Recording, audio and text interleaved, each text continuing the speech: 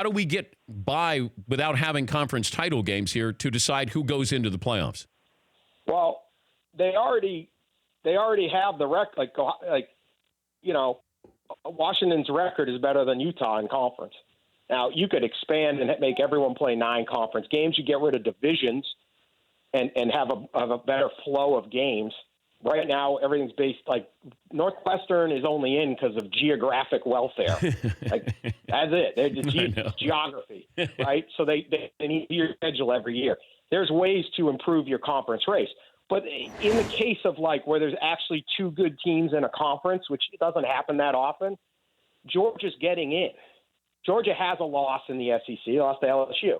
Alabama has no losses. In any other league, if you're coaching Little League and your kid's in this thing and they go, you have the better record, but we're going to make you play. What is Clemson doing this weekend? What is the point of this Clemson game? They are clearly the champion. So it actually doesn't happen that often where you have those historic, like we've had in the SEC, right? Alabama, Florida, both undefeated, 1-2. Let's do this. But in that case, both teams would get into the playoff anyway. But if you expand it out to 9 games, you could solve these problems. But what you're getting this weekend is a waste of time.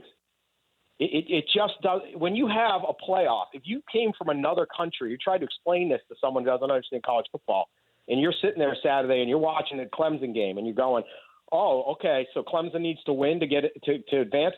No, not really. They just need to kind of not get blown out by 50 points. Okay, so if Pitt wins, do they get it? No, they don't get in. Well, what is the point of this game?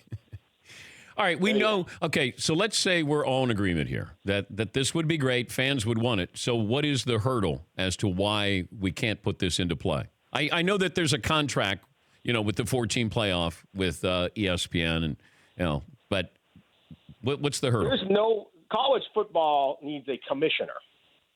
Okay, nobody. If you and I, Dan, go to Roger Goodell, we sit down in his office. And we come up and we say, hey, here's what we want to do in the first round of the playoff, okay? The divisional games, and you're playing it on your stadiums. Here's what we want to do. Let's just have the Patriots host the Bills, and we're going to put the thing at the Alamo Dome in San Antonio, so everyone's got to travel there, and we get 50% of the money. What do you think, Roger, right? Throw us through the window, and we'd land on the street in New York City. There's no commissioner. ESPN's the commissioner, Dan. Well, ESPN would love these games. They want these. Yeah. These are $100 million games. These are huge games. But each conference has a commissioner. And these guys are older. When the next generation of administrators come, you will see something like this happen. The Jim Delaney's, the John Swaffords, the Bob Bowlesby's, they're not trying to reform anything. They're not. The fans of Ohio State fans are going to lose their mind if for a second straight year they don't make the playoff. A 12-1 Ohio State Big Buckeye, Big Ten champion, coached by Urban Meyer, doesn't make the playoff.